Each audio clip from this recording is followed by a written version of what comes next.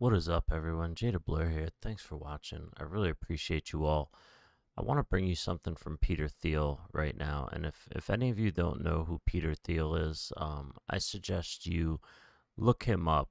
But I want to bring you a part of this brilliant man's speech at Stanford University, where it's labeled "Competition is for Losers."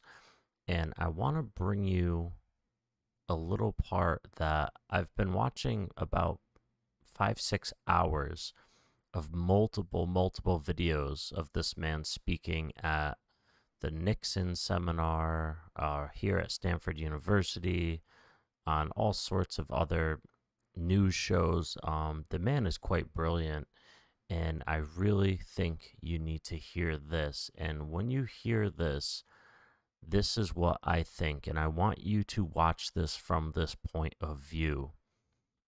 Ripple is global. Ripple is global and has been expanding for years. Has over 300 bank partners, about 80% central banks. And I want you to listen to this. Was a very auspicious start. The way this gets analyzed in business schools is always, that's ridiculous. It's such a small market, it can't have any value at all. And so I think the business school analysis of Facebook early on, or of PayPal early on, or of eBay early on. Now think of the crypto market as being a small in the world, you know. Think of the crypto market as he's saying Facebook and Google and all of these things. Think of the crypto market being small and becoming larger. Think of these things. Is that the markets were perhaps so small as to have almost no value. And they would have had little value had they stayed small, but it turned out there were ways to then grow them concentrically, and that's what made them so valuable. Now I think the opposite version of this is always where you have super big markets, and there's so many different things that went wrong with all the clean tech companies in the last decade, but one theme that ran through almost all of them was they all started with massive markets. And every clean tech PowerPoint presentation that one saw in the years 2005 to 2008, which was sort of the clean tech bubble in Silicon Valley, started with, we're in the energy market, we're in a market that's measured in hundreds of billions or trillions of dollars.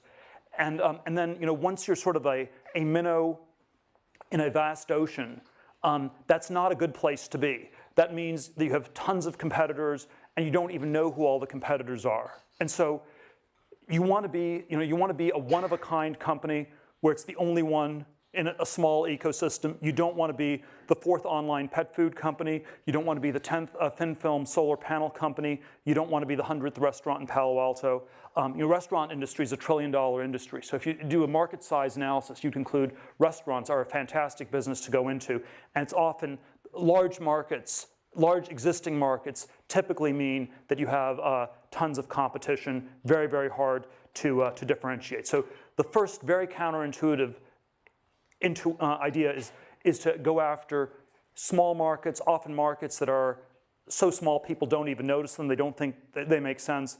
That's where you get a foothold, and then if those markets are able to expand, you can scale into a big monopoly business. A second there's sort of several different characteristics of these monopoly businesses that I like to focus on, and there's probably no sort of single formula to it. And I always think that that in technology, there's always a sense that the history of technology is such that every moment happens only once. And so the next Mark Zuckerberg won't build a social network. The next Larry Page won't be building a search engine. The next Bill Gates won't be building an operating system. And if you're copying these people, you're not learning from them. But there is always these very unique businesses that are doing something that's not been done before, end up having the potential to be a monopoly. If you're, the opening line in Anna Karenina is that all happy families are alike. All unhappy families are unhappy in their own special way. And the opposite is true in business, where I think all happy companies are different because they're doing something very unique. All unhappy companies are alike because they fail to escape the essential sameness that is competition. And so one sort of characteristic of a monopoly technology company is some sort of proprietary technology. My sort of crazy, somewhat arbitrary rule of thumb is you want to have a technology that's an order of magnitude better than the next best thing. So Amazon had over 10 times as many books. I mean, it's maybe not that high tech, but you figure out a way to sell 10 times as many books in an efficient online way. You know, PayPal, the alternative for PayPal was using checks to send money on eBay. Took 7 to 10 days to clear. PayPal could do it more than 10 times as fast. So you want to have some sort of very powerful improvement in some in some order, maybe an order of magnitude improvement on some key dimension. Of course, you know, if you actually come with something totally new, it's just like an infinite improvement. So I would say the iPhone was the first smartphone that worked, and so that's, you know, that's like maybe not infinite, but it's sort of definitely an order of magnitude or more of an improvement. So I think the technology is designed to give you a massive delta over the next best thing. I think there often are network effects that can kick in that really help. The thing that's very, and these lead to monopolies over time, the thing that's very tricky about network effects is they're often very hard to get started.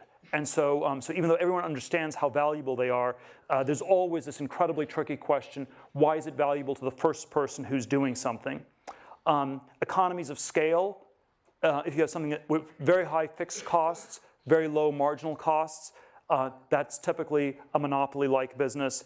And then there's this thing of branding, which is sort of like just this idea that gets lodged in people's brains. I never quite understand how branding works, so I never invest in companies where it's just about branding. But it is, I think, a real phenomenon that creates real value. I think one of the things, I'm going to come back to this a little bit towards the end, but one of the things that's very striking is that software businesses are often, are for some reason, very good at some of these things. They're especially good at the economies of scale part because the marginal cost of software is zero. And so if you get something that works in software, it's often significantly better than the existing solution. And then you have these tremendous economies of scale, and you can scale fairly quickly. So even if the market starts small, you can grow your business quickly enough to stay at the same size as the growing market and maintain the sort of monopoly power. That's Peter Thiel. When I heard that, all I could think about is how successful Ripple and XRP are going to be going into the future. The brilliance that comes out of this man, and when I tell you the brilliance, I'm talking about this man predicted the digital dollar in a 1999 speech that he gave. And if you want to just look up Peter Thiel 1999 predicting the digital dollar, try to find that video, watch it. If you want to watch it, actually, you know what? I'll just put it in the link in this video. Patience is a virtue. Ripple has grown globally.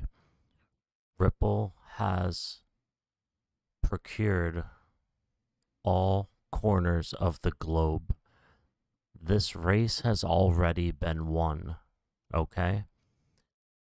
This race has already been won.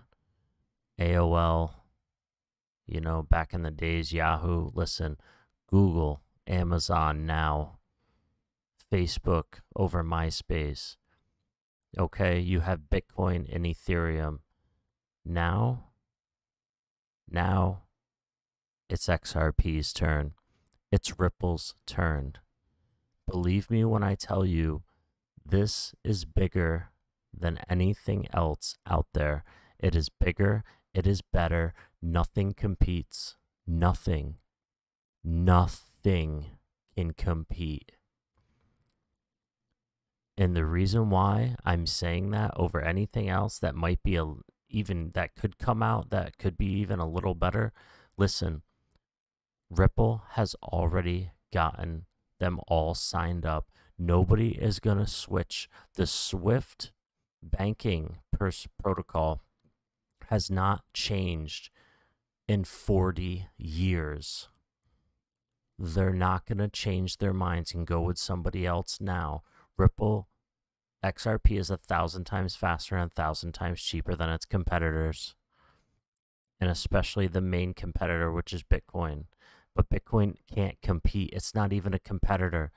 It is like gold and silver. It is just an asset to hedge against the US dollar. Ripple is an actual, XRP is an actual currency. It is an actual currency that is going to be used on a global scale. They've already gotten them all. They've gotten them all signed up. They've caught them all like Pokemon. And let me tell you, all those banks, all those central banks, if someone even comes along that could even try to contest, they're not going to want to go with them because they're not going to trust them, number one, and they haven't been established with patents like Ripple has. Believe me when I tell you, XRP is the best thing since sliced bread. Nothing is better. This is going to make you so much money. All you have to do is wait. That is it. Take a nap. Take a vacation. Come back in 6 months to 12 months. Take a 4 or 5 year vacation. Do you know how wealthy you are going to be? XRP is the chosen one. It is the standard. And let me tell you, all the research I've been doing just in the past 6 hours has just made me so damn happy to hodl XRP no matter what. No matter what. I'm JadedBlur. Please like the video. Please subscribe. Enable notifications so you know when I go live to be the first to like or watch my videos. And until next time, we'll put out some more videos. Later.